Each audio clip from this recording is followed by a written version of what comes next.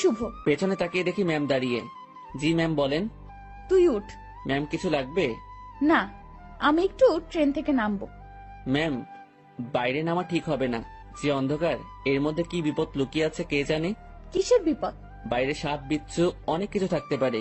কিচ্ছু নেই, চল নিচে নামবো। এই হলো আড়ালের ঘরে দুলালি, মন যা চায় সেটাই করবে। ম্যামকে নিয়ে ট্রেন থেকে নামলাম।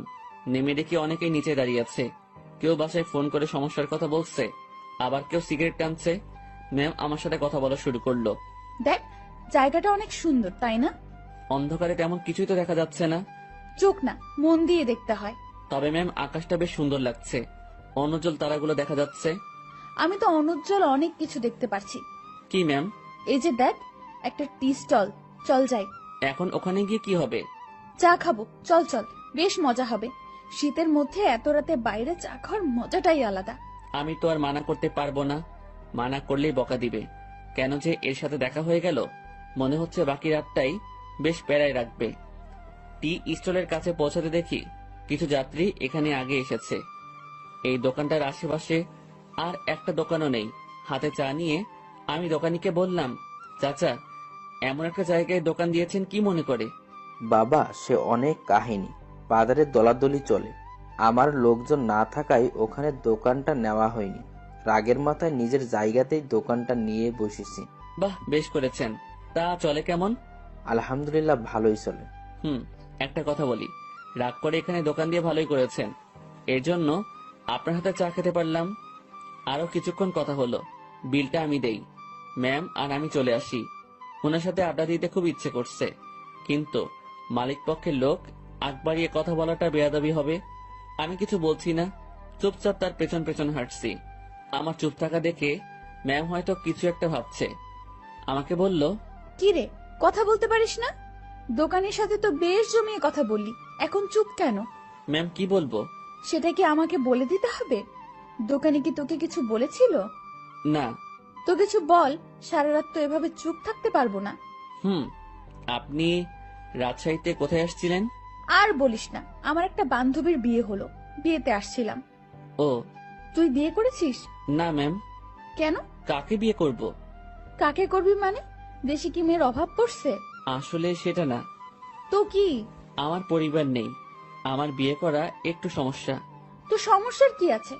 দেশে অনেক মেয়ে আছে যাদের পরিবার নেই, তাদের মধ্যে একজনকে বিয়ে করবি। ম্যাম ওই রকম হলে আমি করব না। কেন? সেটা না বলি। ওই সব বলতে হবে। মাথায় একটা দুষ্টু বুদ্ধি এলো। আমি বললাম, ম্যাম আপনার মতো সুন্দরী পেলে ভেবে দেখতে পারি। তোর ভাবা লাগবে না, আমার মতো কেউ তোর দিকে তাকাবেও না। সেটা আমার জন্যই ভালো। কেন? তাহলে আর বিয়ে করা লাগবে না। হইছে ভাই, থাম এবার। চল লাইনের ওই পাশটাই ঘুরে আসি। ইরা ম্যাম যেদিকে যাচ্ছে আমিও তার পেছন পেছন ছুটছি। একবার বললাম যে বাকি রাতটুকু ঘুমিয়ে নেন, তখন আমাকে ধমক দিয়ে বলল, সে কি আমার আদেশ মেনে চলবে? পরক্ষণেই ভাবলাম, তাই তো, সে আমার কথা মানবে কেন? সে তো মালিক পক্ষের লোক। লাইনের অন্য পাশটায় চলে আসলাম। এই পাশটায় ফাঁকা জায়গা নেই, কাছে একটা গ্রাম দেখা যাচ্ছে, আর লাইনের পাশ দিয়ে একটা রাস্তা গ্রামের ভেতরে চলে গেছে। চল রাস্তাটা দিয়ে গ্রামের ভেতর যাই। না ম্যাম, এত রাতে যাওয়া ঠিক হবে না। আমি কি বলছি তোকে? জি ম্যাম, চলেন। এই হলো মেয়ে মানুষ, ভালো মন্দ কিছুই বোঝে না। তারপর যদি এরকম ধনী ঘরের মেয়ে হয়, তাদের মাথার তার দুই একটা কমই থাকে। এরা পুরো পৃথিবীকে নিজের মনে করে আর ভাবে সেই সব থেকে ক্ষমতাধর ব্যক্তি। দুজনে অনেকটা হাঁটলাম, এখন আমরা হাঁটছি গ্রামের ভেতরে। পুরো গ্রাম নিস্তব্ধ, কোথাও কোনো সারা শব্দ নেই, শুনশান পরিবেশ। ম্যাম মাঝে মাঝে আমার সাথে কথা বলছে। এক সময় আমরা ভালোই কথা বলতে শুরু করি। ম্যাম আমাকে বলল, তুই কি সারা জীবন এইভাবেই কাটাবি? জানি না। জানিস না মানে? আমার ভাগে কি আছে আমি কিভাবে বলবো? তাও সবার তো অনেক ফিউচার প্ল্যান থাকে, তোর নেই? না। অদ্ভুত। আচ্ছা ম্যাম, একটা জিনিস আমার কাছে খুব খারাপ লাগছে। কি? বললে রাগ করবেন না তো? না, বল। স্টেশনে যখন আপনাকে দেখলাম, তখন একটা জিনিস খেয়াল করেছি। কি খেয়াল করেছিস? আপনার সৌন্দর্যের সাথে আপনার আধুনিক সাজগোজ একদমই বেমানান। কি বলিস? সবাই তো খুব প্রশংসা করে। সবার চোখ নেই তাই। তো কেমন সাজলে আমাকে ভালো লাগবে? অতি সাধারণ। যেমন?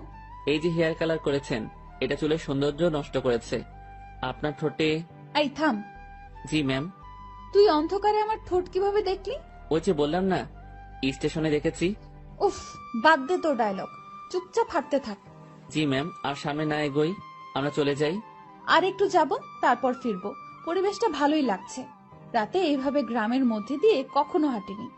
আমরা হাঁটতে হাঁটতে আরো সামনে এগোলাম, আর হঠাৎ দুজন লোক লাইট নিয়ে আমাদের সামনে আসলো। তাদের হাতে মাছ ধরার পলো। মাছ ধরতে